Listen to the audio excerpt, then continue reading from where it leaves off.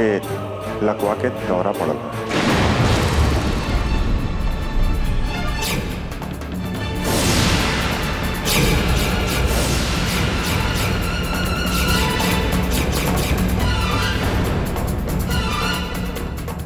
प्रधान जी, प्रधान जी। जी साहब जी। प्रधान जी कहाँ बढ़न? आई बैठे बुलावती।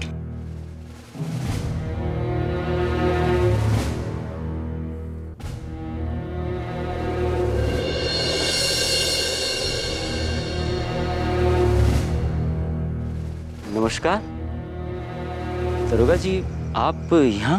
हम मंगल के पुलिस थाने पूछताछ खातिर ले जावे आयल बने। पूछताछ करे बदे? कौने जुर्म में? पुरुषोत्तम पाठक के लड़का प्रेम के हत्या के जुर्म में। ये सब मनगढ़ंत बात हो। हमार मंगल ऐसा ना कह सकत। पुलिस के मंगल पर शक बा। दरोगा जी,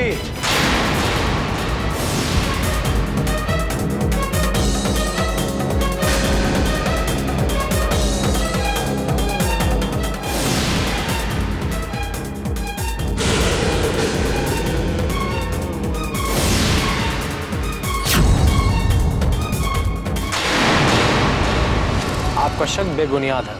तोहके जौन भी कुछ कहे के बाद चल के थाने में कहिया। थाने में जल के कहीं? अरे कौन हम चोर उचक्का हैं जो जाके थाने में सफाई दे? वैसे भी आपके पास सबूत का बा कि हम प्रेम का हत्या के लिए बने? सबूत की जरूरत अदालत में पड़ेला। मतलब शरीफ और इज्जतदार आदमी के ऊपर कीचड़ उछालल आप लोगों का ड्यूटी है। केहू के माथा पे ना लिखल रहेला कि उस शरीफ बा की बदमाश बा। और तू हमके हमार ड्यूटी मत सिखावा। गुनाहगार के तब पकड़ नहीं पैली, अब बेगुनाह के आके परेशान करत है। गुनाहगार होखा चाहे बेगुनाह होखा, एकर फैसला अदालत करी। फिलहाल तो हमारे संगे थाने चला। जब एक बार हम कह देली कि हम नहीं जाए तो फिर नहीं जाए।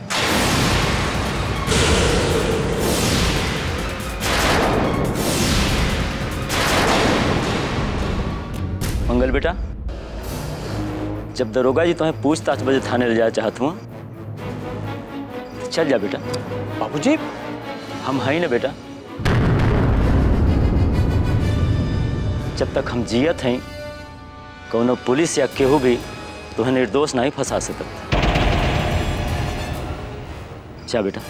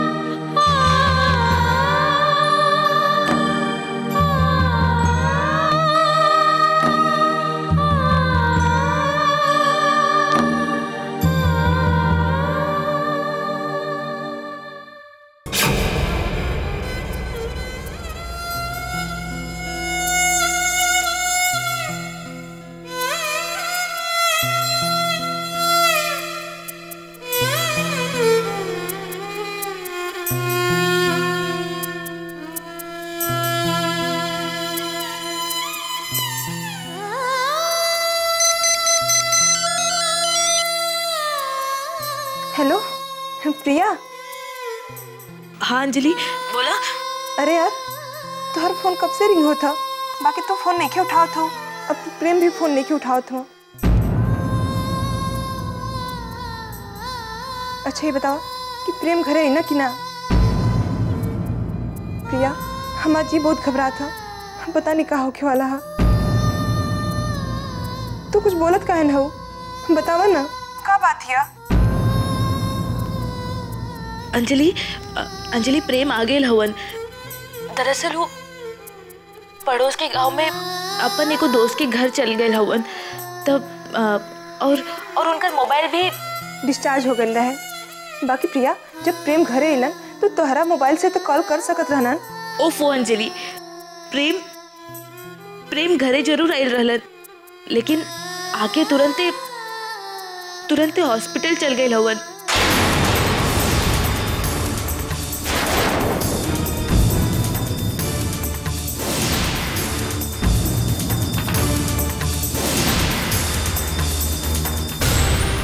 हे भगवान, का भइल प्रेम के?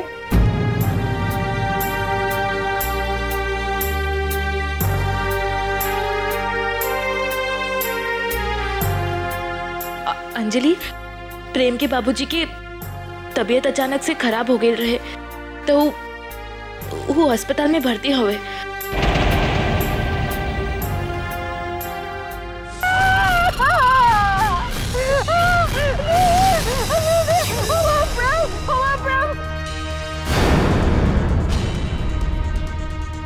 प्रिया ये चिल्लैला का आवाज कहाँ से आवता? अंजलि कुछ ना, एक मिनट रुका। हाँ 1 मिनट।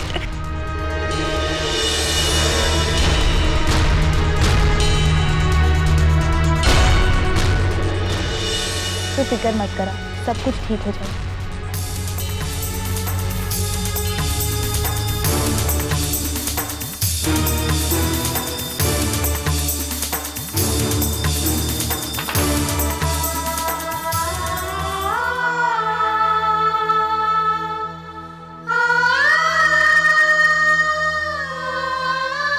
तू कहाँ हो?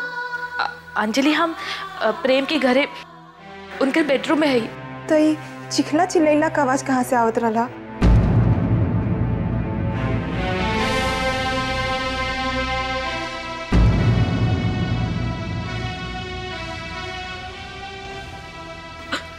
अंजलि वो प्रेम की बड़की माई रही। वो ऐसा नहीं ना कि तनी को सा भी खरोच लग जाला तो चीखे चिल्लाए लगेली और पूरा घर सर पे उठा ले ली, और कुछ ना। अच्छा प्रिया, हॉस्पिटल का कोनो फोन नंबर तोहरा लगे है? हम वही जब फोन करके प्रेम से बात कर लेती। हाँ बाबूजी के तबीयत के बारे में भी पूछ लेती। ना अंजलि, हमरे पास हॉस्पिटल की कोनो खबर नहीं खे। जैसे ही प्रेम से बात हुई हम तोरा से बात करवा दे। प्रिया प्लीज भूल मत जाइया, प्रेम से जरूर बात करा दिया प्लीज प्रिया। प्रॉमिस यार। चल अब हम फोन रखे थे। Bye by.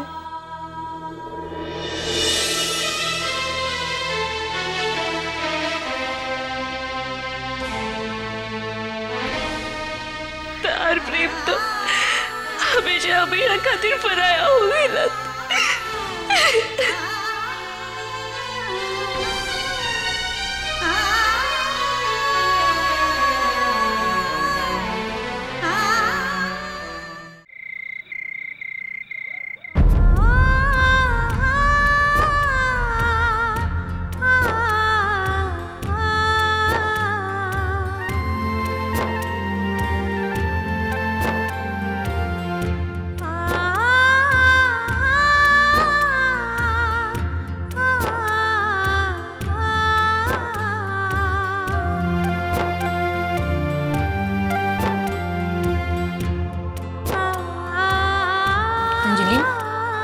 इतना रात हो गल अभी तक तू जागल हो? का बात है अंजलि, तू कुछ परेशान लगत हो? ना भाभी, ऐसा कोनो बात नहीं है। अंजलि तू जुबान से झूठ बोल सकेलू, लेकिन तुम्हारा चेहरा साफ बताओ था कि तू परेशान हो। भाभी अंजलि अभी तक तू प्रेम के भुला नहीं को पाले ना? बोला अंजलि, हम सही कहते हैं ना? हाँ भाभी, हम चाह के भी प्रेम के अपना दिल से नहीं निकाल पाओ थे। शायद जिंदगी भर ना निकाल पाई। लेकिन अंजलि दिल से निकाले के पड़ी, ये रीति रिवाज परंपरा के निभावे खातिर। का भाभी, ये रीति रिवाज, ये परंपरा प्रतिष्ठा यही खातिर बनावल गई है कि एगो इंसान दूसरा इंसान से रिश्ता न जोड़ सके। बिल्कुल, इंसान का इंसान से रिश्ता जोड़ल जाला, लेकिन बाप के इज्जत मर्यादा के निभावे खातिर एगो अनबोलता जानवर की तरह खूंटा से बदल रहे। का भाभी, एगो माई बाप के अपना बेटी से ई ना पूछे के चाहिए कि ओहा का पसंद का है? बिल्कुल पूछे के चाहिए, लेकिन हर परिवार के संस्कार अलग अलग होला, और ए परिवार में तो ऐसा संस्कार ना है कि लड़की से पूछ करके ओकरे पसंद के लड़का से शादी कर जाओ। और फिर तुम्हारे अंदर तो इतना हिम्मत भी ना है कि तू जाके बाबूजी से कह सकेलू।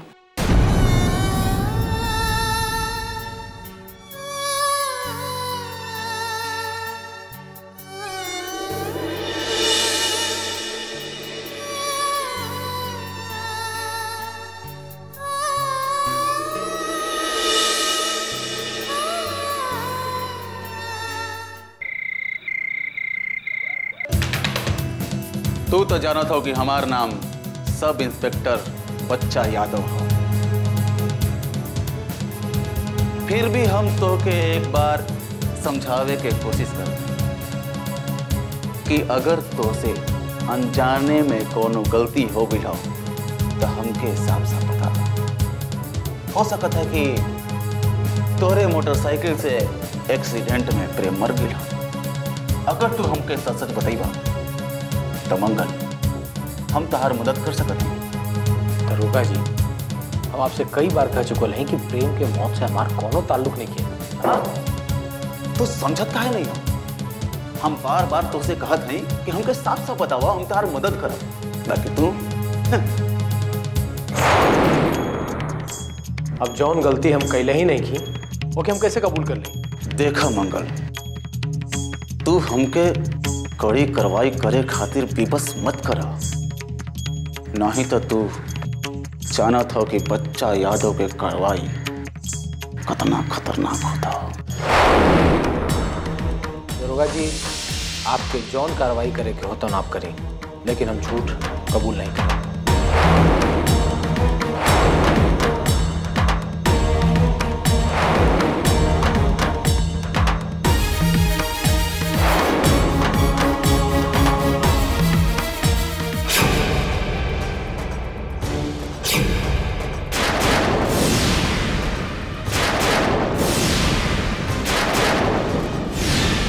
परिवार वालन आज तक कबो अंजलि के चेहरा देख ले नहीं खे? देखा, हम का कहते ही अगर अंजलि के चेहरा केहू के मालूम नहीं खे तो फिर अंजलि तहार सामने है।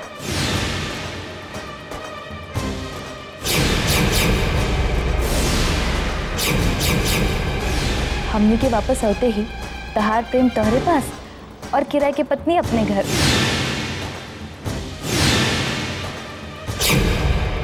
केहू भी कुछ न मालूम चली अंजलि, और हमारी किस्मत इतना खराब नहीं हो कि हम एक दूसरे का ना पा सकें।